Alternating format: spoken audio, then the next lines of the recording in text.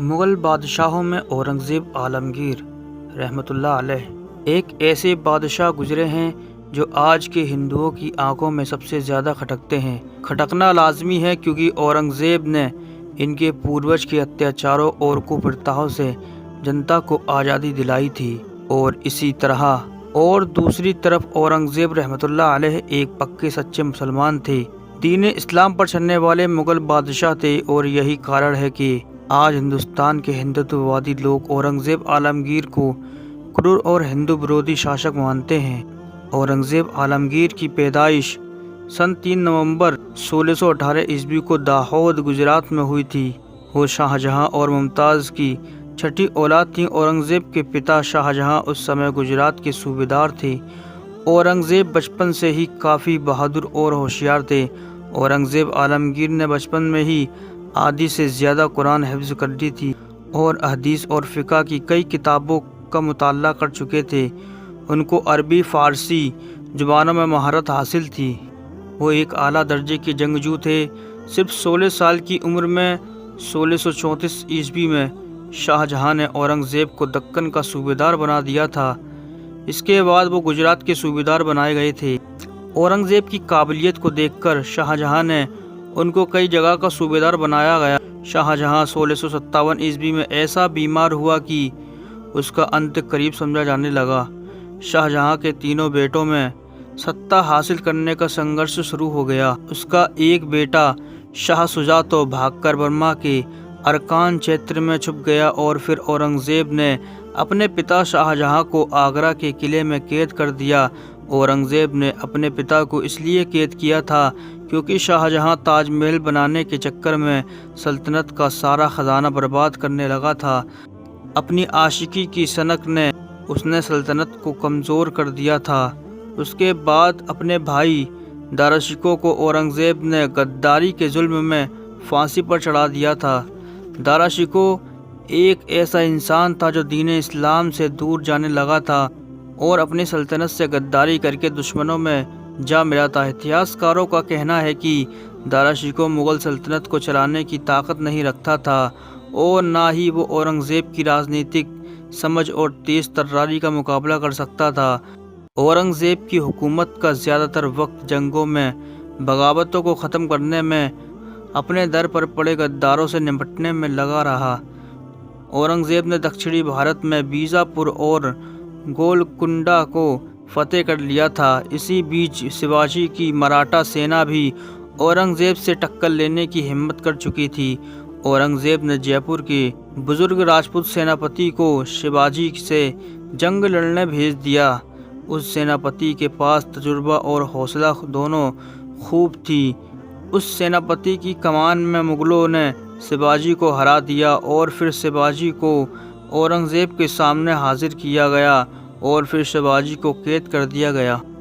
मगर शिवाजी चालाक खोपड़ी थे और औरंगज़ेब की कैद से फरार होने के लिए औरंगज़ेब का सबसे मजबूत दुश्मन शिवाजी को ही माना जाता था। शिवाजी के बाद मराठे औरंगज़ेब को ख़ास चुनौती नहीं दे पाए। सन 1689 में औरंगज़ेब आलमगीर ने अपनी बहादुरी और शुजाअत के बलबूते पर मुग़ल सल्तनत की सीमाओं को वहां तक पहुंचा दिया था जहां तक अकबर भी नहीं पहुंचा पाया था।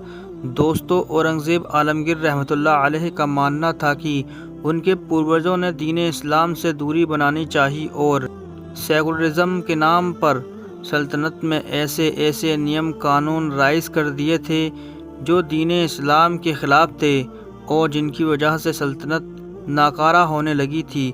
शराब पीना, जुआ, नाच गाना, मुजरा, हराम चीज़ों को हलाल कर देना, ये सब चीज़ें उस वक्त में होने लगी थी। इसलिए औरंगज़ेब आलमगीर ने अपनी सल्तनत में शरीयत का कानून नाफिज कर दिया, यानी कि कुरान और हदीस का कानून लगा दिया। इस संविधान को फतवाए आलमगीर नाम दिया गया। इसके बाद उन्होंने सिक्कों पर कलमा खुदवाना, भांग की खेती करना, शराब पीना, नाच गाना, मुजरा करना आदि चीज़ों पर पाबंदी लगा दी। यहाँ तक कि सन 1663 ईस्वी में औरंगज़ेब ने सती प्रथा पर भी पाबंद लगा दिया। सती प्रथा हिंदुओं में एक ऐसी प्रथा थी जिसमें किसी औरत का पति मर जाने पर उस औरत को भी अपने पति की चिता पर जिंदा लिटाकर जलाकर मार दिया जाता था। ऐसी प्रथाओं को औरंगजेब ने बंद करवा दिया था। यही सबसे बड़ा कारण था कि उस वक्त के जाट और राजपूत समुदाय के कुछ कट्टर समूहों ने औरंगजेब के खिलाफ बगावत छेड़ दी। दोस्तों, हर देश अपनी अर्थव्यवस्था को बढ़ाने और देश को चलाने के लिए अपनी जनता से टैक्स वसूलता है और औरंगजेब ने अपनी सल्तनत को बढ़ाने के लिए भी ऐसा किया था। औरंगजेब ने सन 1689 में अपनी रियाया में मुसलमानों पर ज़कात और हिंदुओं पर जिजिया कंपलसरी कर दी थी। इसी जजिया को लेकर आज के कट्टरपंथी हिंदुत्व लोग औरंगजेब पर आरोप लगाते हैं कि औरंगजेब ने हिंदुओं के साथ भेदभाव किया था, मगर इतिहास कुछ और ही कहता है। औरंगजेब ने हिंदुओं पर जो टैक्स लगाया था उसमें ये था, वो हिंदू जो अमीर हैं वो सालाना 20 या 30 रुपये सल्तनत का जजिया यानी टैक्स देगा, जबकि औरंगजेब गरीब हिंदू, मजदूर और शारीरिक रूप से अस्वस्थ हिंदुओं को इस जजिया से बाहर रखा था। यहाँ तक कि आज जो ब्राह्मण औरंगजेब को क्रूर बताते हैं, औरंगजेब ने उस वक्त के ब्राह्मणों पर भी जजिया माफ़ किया हुआ था। इसके उलट औरंगजेब ने हर उस मुसलमान पर ज़कात यानी इस्लामिक टैक्स देना फ़र्ज करार दिया था जो अमीर था। इतिहासकार बताते हैं कि औरंगजेब हिंदुओं से ज़्यादा मुसलमानों से टैक्स वसूलते थे। अब अगर हिंदू ये कहते हैं कि औरंगजेब का हिंदुओं से टैक्स लेना गलत था, तो उनको बताना चाहूँगा कि जब मराठों ने दक्षिण के बड़े हिस्से को मुग़लों से जीत लिया था, तब हिंदू मराठों ने मुसलमानों से तो मोटा टैक्स लिया, जबकि हिंदुओं से बिल्कुल भी टैक्स नहीं लिया। ये असली भेदभाव था जो हिंदुओं ने मुसलमानों के साथ किया था, मगर हिंदू कभी इस भेदभाव के बारे में मुंह नहीं खोलते। औरंगजेब से पहले के राजाओं ने हिंदुस्तान के लोगों पर बहुत सारे अलग अलग तरह के टैक्स लगा रखे थे, जिनको औरंगजेब ने शरीयत यानी इस्लाम के ख़िलाफ़ बताकर बंद कर दिया था।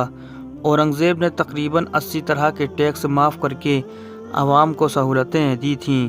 अक्सर हिंदुत्ववादी लोग कहते हैं कि औरंगजेब ने हिंदुओं पर जानबूझकर अत्याचार किए। औरंगजेब हिंदुओं को नीचा समझता था, मगर जब हम सही इतिहास पढ़ते हैं तो पता लगता है कि औरंगजेब ने दूसरे मुग़ल बादशाहों से ज़्यादा अपने प्रशासन में हिंदुओं को शामिल किया हुआ था। औरंगजेब के पिता शाहजहाँ की हुकूमत में सेना के विभिन्न पदों, दरबार के दूसरे अहम पदों और बाकी सभी पदों हिंदुओं की तादाद तकरीबन 24% थी, जबकि औरंगजेब की हुकूमत में ये तादाद बढ़कर 33% हो गई। औरंगजेब की सेना में बड़े बड़े पदों पर हिंदू राजपूत नियुक्त थे। मराठों और सिखों के खिलाफ जंग में औरंगजेब की मुगलिया सेना की कमान अक्सर हिंदू राजपूत सेनापतियों के हाथ में होती थी। इतिहासकारों का कहना है कि एक समय तो शिवाजी औरंगजेब की सेना में मनसबदार थे। इन बातों से आप अंदाज़ा लगा सकते हैं कि औरंगजेब की हुकूमत में किस तरह हिंदू महफूज थे और हुकूमत में बड़े बड़े पदों पर काम करते थे, और औरंगजेब को इनसे कोई दिक्कत नहीं थी। मगर आज के व्हाट्सएप यूनिवर्सिटी के पाठक IT सेल वालों द्वारा बनाए गए इतिहास को पढ़कर महान बादशाह औरंगजेब के खिलाफ सिर्फ अपने मकसद के लिए बदनाम करने पर तुले हुए हैं।